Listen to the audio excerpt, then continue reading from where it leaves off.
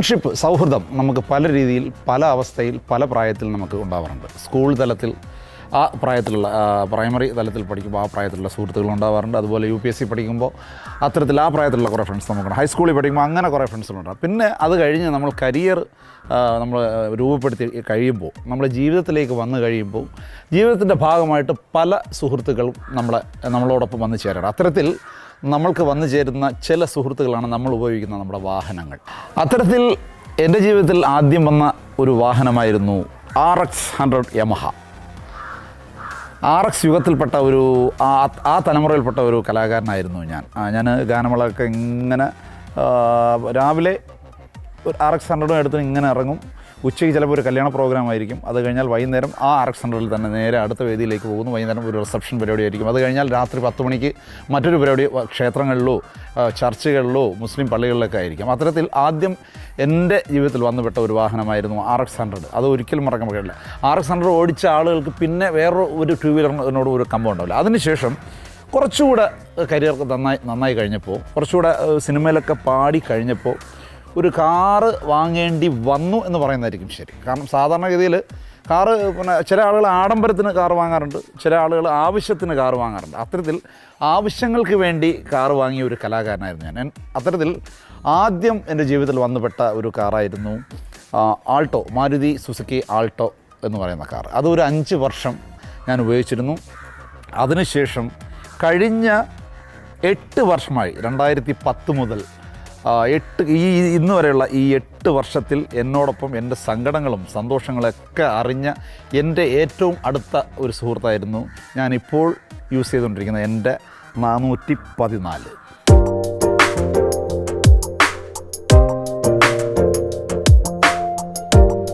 തിരുവനന്തപുരത്തുള്ള കലാകാരന്മാർ, ഞാൻ ട്രിവാൻഡ്രത്താണ് താമസം. ട്രിവാൻഡ്രത്തുള്ള കലാകാരന്മാരിൽ കാറിൽ ഏറ്റവും കൂടുതൽ യാത്ര ചെയ്യുകയും ഏറ്റവും കൂടുതൽ പ്രോഗ്രാമിന് പോവുകയും ചെയ്തിട്ടുള്ള ഒരു കലാകാരൻ എനിക്ക് തോന്നുന്നു ഞാനായിരിക്കുമെന്ന് തോന്നുന്നു. കാരണം മലബാർ ഭാഗങ്ങളിൽ ഏറ്റവും കൂടുതൽ പ്രോഗ്രാം ചെയ്യുന്ന ട്രിവാൻഡ്രത്തുള്ളൊരു കലാകാരനാണ് ഞാൻ. ട്രിവാൻഡ്രത്ത് നിന്ന് വണ്ടി എടുക്കുന്നു, നേരെ കോഴിക്കോട് പോകുന്നു. കോഴിക്കോട് എന്ന് പറയുമ്പോൾ ഇവിടെ നിന്ന് തുടങ്ങി നേരെ കൊല്ലം എത്തുന്നതിന് കല്ലുവാതക്കിൽ നിന്ന് എൻ്റെ ഡ്രൈവറിനെ കയറ്റുന്നു. ഞാൻ സീറ്റ് മാറുന്നു, എൻ്റെ സീറ്റ് മാറിയിരുന്നു. ഡ്രൈവിംഗ് സീറ്റിൽ ഡ്രൈവറെ സ്റ്റിയറിംഗ് ഏൽപ്പിക്കുന്നു. അത് കഴിഞ്ഞ് കൊല്ലം വഴി നേരെ ആലപ്പുഴ വഴി എറണാകുളം എത്തി. ഇടപ്പള്ളി എത്തുമ്പോൾ പിന്നെ കൺഫ്യൂഷനാണ്, ഏത് വഴിക്ക് കാലിക്കട്ടേക്ക് പോകാം എന്നുള്ളൊരു സംശയം എങ്ങനെ വരും. തൃശ്ശൂർ വഴിക്കും കാലിക്കട്ട് പോവാം, കൊടുങ്ങല്ലൂർ വഴിക്കും കാലിക്കട്ട് പോകും. അത്തരത്തിൽ പലപ്പോഴും ആ സമയത്തുണ്ടാകുന്ന മൂഡനുസരിച്ചാണ് നമ്മൾ കാലിക്കട്ട് പോകുന്നത്. ചിലപ്പോൾ കൊടുങ്ങല്ലൂർ വഴിയായിരിക്കും പോവുക. കൊടുങ്ങല്ലൂർ വഴിയുള്ള രാത്രി യാത്രകൾ വളരെ രസകരമാണ്. കൊടുങ്ങല്ലൂർ വഴി നേരെ പോയി ഗുരുവായൂർ വഴി, ചാവക്കാട് വഴി, പൊന്നാനി വഴി നേരെ കുറ്റിപ്പുറം കയറി നേരെ കോഴിക്കോട് പോകും. ഞാൻ ഒരുപാട് വേദികളിൽ പോയിട്ടുള്ളത് ഞാനും എൻ്റെ 414 എൻ്റെ പ്രിയപ്പെട്ട ഡ്രൈവർ മനോജുമാണ്. ഒരു 5 വർഷം മുന്നേ വരെ നമുക്ക് ട്രിവാൻഡ്രത്ത് ഒരുപാട് റെക്കോർഡിങ്സ് ആവശ്യം പോലെ ഉണ്ടായിരുന്ന സമയങ്ങളുണ്ടായിട്ടുണ്ട്. പക്ഷേ ഇപ്പോൾ കാലക്രമേണ മലയാള സിനിമ എറണാകുളത്തേക്ക് പറിച്ച് മാറ്റപ്പെട്ടുകൊണ്ടിരിക്കുകയാണ്. അപ്പോൾ ഏകദേശം മലയാള സിനിമയുടെ 99% വർക്കുകളും മറ്റും എറണാകുളത്തായി. അതിനുശേഷം ഏകദേശമുള്ള കലാകാരന്മാരൊക്കെ എറണാകുളത്തേക്ക് പോയി. പക്ഷേ ഇപ്പോഴും എന്നെപ്പോലെ ചില ആർട്ടിസ്റ്റുകൾ മാത്രമാണ് ഇപ്പോഴും ട്രിവാൻഡ്രത്തുള്ളത്. അത്തരത്തിൽ ഒരുപാട് recordings Trivandrum to Ernakulam shuttle അടിക്കുന്ന ഒരു വണ്ടി കൂടിയാണ് എൻ്റെ 414. കുറേയധികം വർക്കിന് ഇപ്പോൾ മെനഞ്ഞാന്നും ഞാൻ ഇതുപോലെ പോയിട്ട് വന്നേ ഉള്ളൂ. ഡ്രൈവറെ കയറ്റുന്നു, പോകുന്നു, വരുന്നു. അത്തരത്തിൽ ഒരുപാട് റെക്കോർഡിങ്സ് കണ്ട ഒരു ട്രിവാൻഡ്രം ജില്ലയിലെ ഒരു വണ്ടി കൂടിയാണ് എൻ്റെ 414.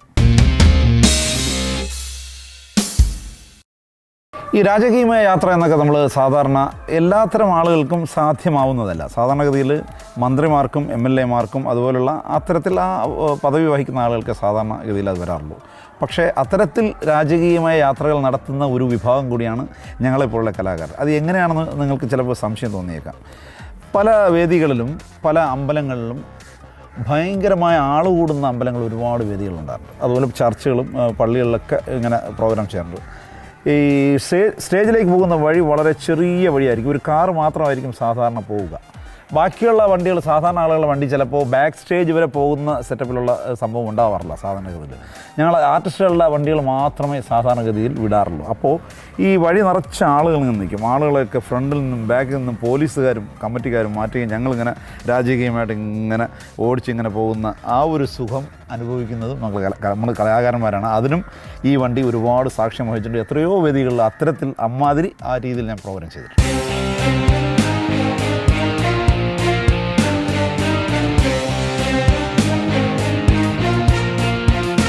നമുക്ക് വണ്ടി എപ്പോഴും കാറ് ഒരു ഹരം തന്നെയാണ്. വേറെ ചെറിയ കാറായാലും ശരി, വലിയ കാറായാലും ശരി, ഇന്നോവ ആയാലും ശരി, ഏത് വണ്ടിയായാലും ശരി, ഒരു പ്രോഗ്രാമിനനുസരിച്ച് നമ്മുടെ ഓരോ കരിയറിനനുസരിച്ച് മാറിക്കൊണ്ടിരിക്കും. അതൊരു സത്യം. പക്ഷേ ഒരു വണ്ടി കുറേ നാൾ യൂസ് ചെയ്ത് കഴിയുമ്പോൾ നമുക്കൊരു പൊതുവേ ഒരു മടുപ്പ് ഫീൽ ചെയ്യാറുണ്ട്. പക്ഷേ എനിക്ക് ഈ വണ്ടി എന്തോ ഇന്നോവ ആയതുകൊണ്ടായിരിക്കാം ഈ വണ്ടിയിൽ അങ്ങനെ ഒരു മടുപ്പൊന്നുമില്ല. അതുകൊണ്ടാണ് ഒരു 6-8 വർഷമായിട്ടും ഞാനിത് യൂസ് ചെയ്യുന്നത്. അപ്പോൾ ഇനി ഒരു ഓപ്ഷൻ എൻ്റെ മനസ്സിലിങ്ങനെ കിടപ്പുണ്ട്.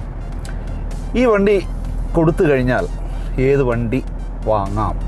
മറ്റൊരു വണ്ടി, ഇതിന് മേലെ നിൽക്കുന്ന ഒരു വണ്ടി, യാത്രാസുഖം. വണ്ടി എന്ന് പറയുമ്പം ഡ്രൈവിംഗ് മാത്രമല്ല, യാത്രയുടെ സുഖം കൂടെ കരുതിയാണ് പല ആളുകളും ഇതുപോലുള്ള വണ്ടി തന്നെ സജഷൻ. അപ്പോൾ ഇതിന് മുകളിൽ ഏത് വണ്ടി എടുക്കാമെന്നുള്ളൊരു ചിന്ത മനസ്സിൽ പലപ്പോഴും വരാറുണ്ട്. ഇത് കൊടുക്കുകയാണെങ്കിൽ എൻ്റെ മനസ്സിൽ വരുന്ന ഒരു വണ്ടി എന്ന് പറയുന്നത് ഫോർച്യൂണർ, ടൊയോട്ട തന്നെ ഫോർച്യൂണർ എന്നുള്ള വണ്ടിയാണ് എൻ്റെ മനസ്സിലുള്ള അടുത്ത അപ്ഗ്രേഡേഷൻ. നമ്മുടെ കരിയറിനനുസരിച്ച്, നമ്മുടെ ലെവലിനനുസരിച്ച് നമുക്ക് ചിന്തിക്കാൻ പറ്റും. വേണമെങ്കിൽ നമുക്ക് ഇതിനേക്കാളും കൂടിയ കാറുകളെക്കുറിച്ച് ചിന്തിക്കാം. പക്ഷേ നമുക്ക് പറ്റുന്ന രീതിയിലൊരു ഇതിൻ്റെ ഒരു അപ്ഗ്രേഡ് ഇത് കഴിഞ്ഞാൽ എന്ത് എന്നുള്ളതിൽ എൻ്റെ ഒരു ആഗ്രഹം എന്ന് പറയുന്നത് ഫോർച്യൂണർ എന്നുള്ള വണ്ടിയാണ്. കുറച്ചുകൂടെ നമുക്ക് ഒരു 4-5 പേര് ഉള്ള ഒരു യാത്രയ്ക്കാണെങ്കിൽ നമുക്ക് കുറച്ചുകൂടി ചെറിയ കാർ, ഒരു സെഡാൻ ടൈപ്പിലൊരു കാറ് പലരും ചിന്തിക്കാറുണ്ട്, എന്നോട് പലരും പറഞ്ഞിട്ടുണ്ട്. പക്ഷേ എനിക്ക് അങ്ങനൊരു ചിന്ത മനസ്സിൽ ഒരിക്കലും വന്നിട്ടേ ഇല്ല. കാരണം ഈ വണ്ടി എടുത്തതിന് ശേഷം പിന്നെ ഒരു 8 സീറ്റർ പ്ലസ് എന്തെങ്കിലും ആയാൽ കൊള്ളാമെന്നുള്ളൊരു ചിന്തയാണ് മനസ്സിലുള്ളത്. അപ്പോൾ ഫാമിലിയായിട്ട് ഇങ്ങനെ ഒരു യാത്ര പോകുമ്പോൾ, അല്ലെങ്കിൽ സുഹൃത്തുക്കളുമായിട്ട് ഇങ്ങനെ ഒരു യാത്ര പോകുന്ന സമയത്ത്, പൊതുവെ കൊച്ചു കുട്ടികൾ ഉൾപ്പെടെ ഫാമിലി യാത്ര ചെയ്യുമ്പോൾ 8-10 പേരൊക്കെ ഉണ്ടാവും. അപ്പോൾ ഇനിയും ഒരു വണ്ടി കൂടെ എടുക്കേണ്ട ഒരു അവസ്ഥ വരും. 5 സീറ്ററാണ് എടുക്കുന്നതെങ്കിൽ.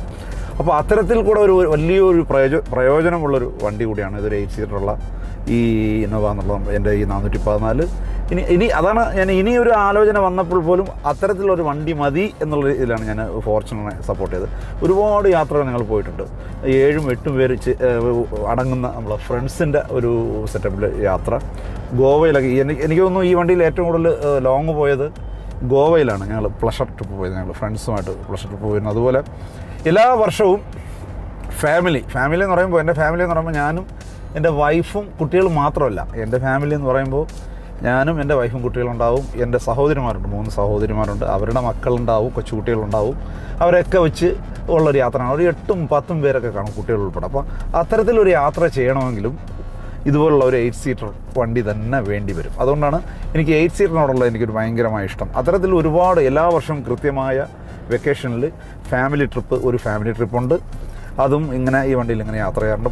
പല സ്ഥലങ്ങളിൽ, മൈസൂർ പോലുള്ള സ്ഥലങ്ങൾ, പല ഈ നമ്മുടെ കേരളത്തിനകത്ത് തന്നെ ഒരുപാട് സ്ഥലങ്ങൾ. കേരളത്തിൽ ഞാൻ പോയിട്ടുള്ളത് എനിക്ക് ഭയങ്കരമായിട്ട് ഇഷ്ടപ്പെട്ടൊരു സ്ഥലം എന്ന് പറയുന്നത് ഗവി, പത്തനംതിട്ട താങ്ങാമൂഴി നിന്ന് തുടങ്ങി വണ്ടിപ്പെരിയാറിലേക്ക് വന്ന് കയറുന്ന ഗവി യാത്ര. ഒരു 4 മണിക്കൂർ നേരം കാട്ടിനകത്തൂടുള്ള യാത്ര. അതിനകത്ത് എൻ്റെ ഇടയ്ക്ക് ഞാൻ പോയ സമയത്ത് ഒരു പുലിയൊക്കെ എൻ്റെ കാറിൻ്റെ ഫ്രണ്ടിലൂടെ പാഞ്ഞു പോയിരുന്നു. എല്ലാവരും നമ്മൾ കണ്ട് പേടിച്ചൊരു സംഭവം കൂടെയായിരുന്നു. അപ്പോൾ അകത്ത് കയറി കഴിഞ്ഞാൽ പിന്നെ അത് കറങ്ങി വരാതെ വേറെ നിർവാഹമില്ല. 4 മണിക്കൂർ നേരം കാട്ടിനകത്തുള്ള നിരവധി ഡാമുകൾക്കിടയിലൂടെയുള്ള യാത്ര, വളരെ സുന്ദരമായ യാത്ര. അതുപോലെ വയനാട്, ഈ വണ്ടി ട്രിവാൻഡ്രത്ത് നിന്ന് എനിക്ക് തോന്നുന്നു ഏറ്റവും കൂടുതൽ വയനാട് ജില്ലയിൽ പോയിട്ടുള്ളൊരു വാഹനം എൻ്റെ ഈ വണ്ടിയാണ്. കട്ടിക്കുളം, മാനന്തവാടി, കുറുവ ദ്വീപ്, മുത്തങ്ങ തുടങ്ങിയ വയനാട്ടിലുള്ള മിക്കവാറുമുള്ള എല്ലാ സ്ഥലങ്ങളിലും പോയി ഫാമിലി ആയിട്ടും കൂട്ടുകാരുടെ കൂടെയൊക്കെ പോയിട്ടുള്ള ഒരു സുന്ദരമായ കുറേയധികം വയനാടിൻ്റെ ഓർമ്മകൾ കൂടെ മനസ്സിൽ വരുത്തിയ ഒരു വണ്ടി കൂടിയാണ് എൻ്റെ ഈ 414.